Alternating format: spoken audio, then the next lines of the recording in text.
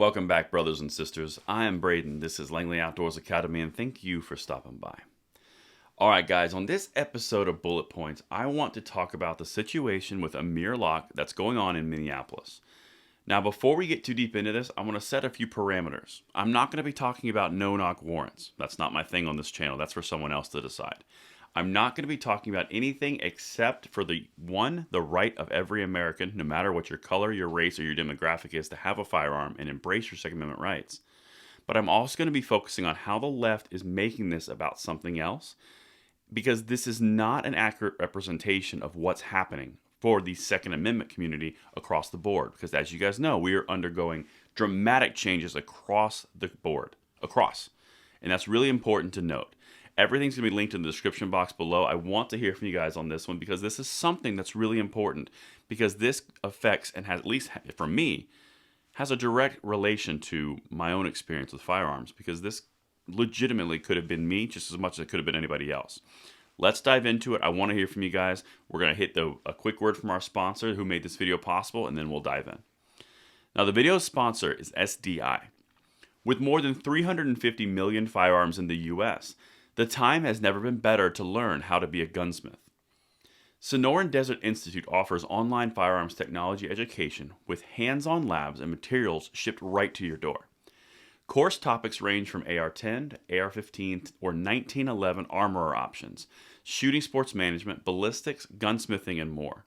Get your education and turn your passion for firearms into a successful career. Please visit sdi.edu to get started. And thank you to SDI for making this week's videos possible.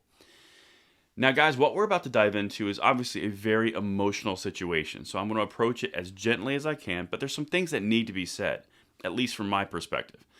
Now, in Minneapolis, you guys can look up the whole thing. There was honestly, a 22-year-old kid who, according to reports, had a legal firearm. Now, again, I'm not an officer. I'm not involved. I'm just telling you what I've seen as of making this video. The thing about that bothers me is there's a lot of legal gun owners out there. If this is indeed the exact same situation for here, that relates directly to myself, and I'm sure a lot of you guys. The other part that relates really directly to my own experience, if someone came into my door or my house or my apartment that I was not expecting, I would react in a defensive manner as well. Again, this is not about no-knock warrants. This is not about policing. This is not about anything of that nature. I'm only relating exactly how I would feel in the exact same situation. That's the only way I can speak to is my own experience, right? That's one thing that scares me. I'll be honest, I don't like the idea that I could defend my home, and if a mistake happens, there's a direct deadly impact either on myself or somebody else. That's just something I'm sure we're all feeling. Now, again, the details are separate to whatever's going on. I'm not addressing the details of the case.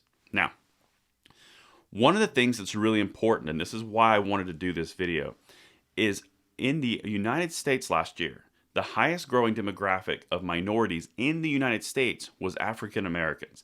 58.2% increase of gun ownership, according to the NSSF.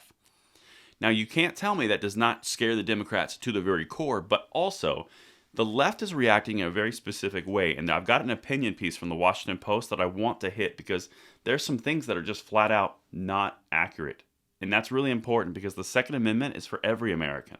It doesn't matter if you're Caucasian American, African American, Asian American. It doesn't matter. You could be a three-toed, four-eyed, longhorn, purple people eater. If you're an American, you have a right to the Second Amendment. It's flat out how I stand on it.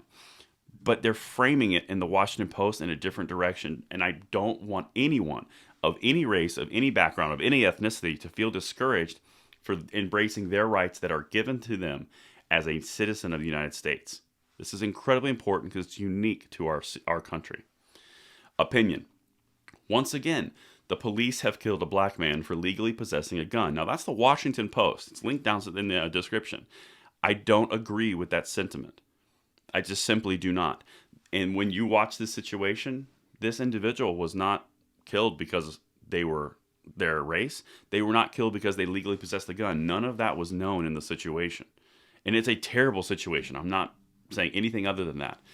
But it's not focusing on the idea that you can't own a gun because of your race. You are not precluded from rights because of your race. That is not the country that we live in.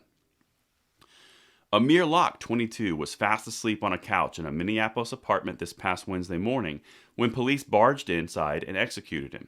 Now, this article is obviously written from an emotional perspective. That's clear. He was not even suspected of committing a crime, but he was a black man in America in legal possession of a handgun, and that, as we know all too well, could be a capital offense. I do not agree with that sentiment. This is a terrible situation, but I do not believe that's exactly what happened here. And as in the case of Philando Castile in 2016, the Second Amendment's guarantee of the right to keep and bear arms clearly does not, in practice, apply to African Americans. Again, in this exact same situation, I'm pretty sure that would have happened to me. That would have happened to any of my friends. Some of my closest friends on this planet are African American. I honestly believe that this would have happened to anyone in this scenario. The police saw a threat and they took the threat as it was perceived as a threat, and they took action. Again, I'm trying to stay away from the details of the case. Locke's family has said that he owned the gun legally, having bought it for protection because he works as a DoorDash driver, which is a legitimate reason to own that firearm. You want to protect yourself. I totally understand that, and I endorse that right, of course. It's not my place to decide, but I support that. That's a very good, responsible action. You're trying to defend yourself. On the other big issue, and this is where we get a little more broad. On the other big issue, gun ownership, the Supreme Court has unwisely ruled the Second Amendment condemns our nation to a perpetual bloodbath of gun violence. That's not true. Criminals do that, not firearms or the Supreme Court.